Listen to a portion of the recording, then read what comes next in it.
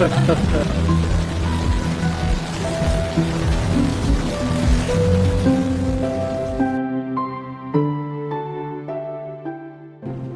this ring, I choose you every day. And I gladly accept. They say love is unpredictable, that somewhere out there, among 8 billion people, there's someone meant just for you. But what if it isn't fate at all? What if the person you fall in love with, the person you think you chose, was actually chosen for you by an algorithm? Because today, the odds are that if you met your partner online, a mathematical model made that introduction. And what's even stranger, this algorithm doesn't just predict who you'll like. It can shape who you become attracted to. Right now, over 400 million people use dating apps.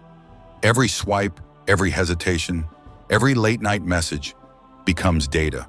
A massive living experiment in human connection. These algorithms don't just wait and watch.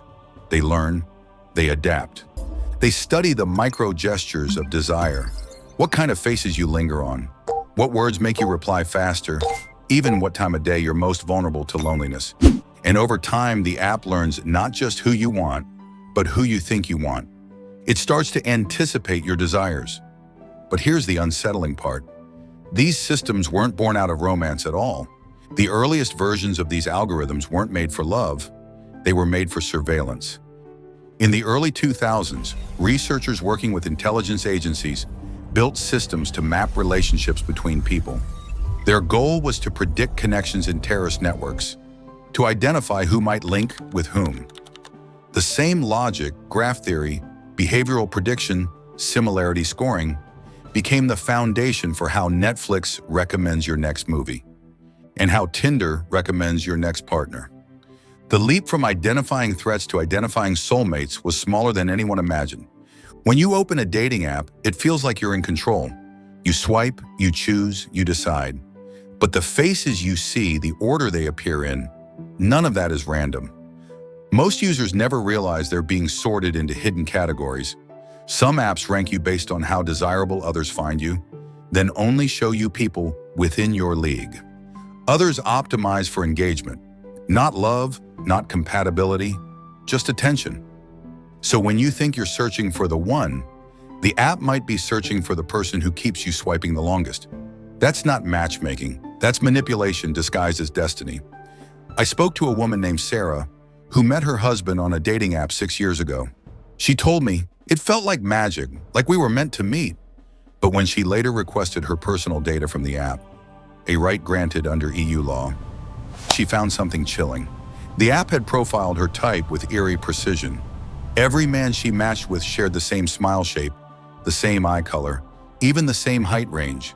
She realized she hadn't been choosing. She'd been trained. And yet, she still loves her husband. So what does that mean? If an algorithm leads you to happiness, does it matter how you got there? Dr. Jen Goldbeck, a computer scientist who studies social algorithms, once said, "We think these systems are neutral, but they're designed to optimize human behavior for someone's goal." The question is, whose goal? Dating apps claim they're helping us find love, but their business models tell another story. Most apps make more money when you don't find it. When you keep swiping, keep subscribing, keep hoping. They walk a fine line, give you just enough success to stay optimistic, but not enough to disappear. It's a slot machine for affection. You keep pulling the lever, waiting for that rare dopamine-filled win. In that sense, love has become the world's most profitable illusion. But this story isn't only about dating. It's about something deeper, about how algorithms now mediate every human connection. They decide which posts you see from friends, which voices you trust, which faces feel familiar. And slowly they start to define your social universe, shaping the boundaries of who feels reachable, attractive, or even real. In a world run by algorithms, love becomes a mirror, reflecting not who we are, but what the system believes we'll respond to.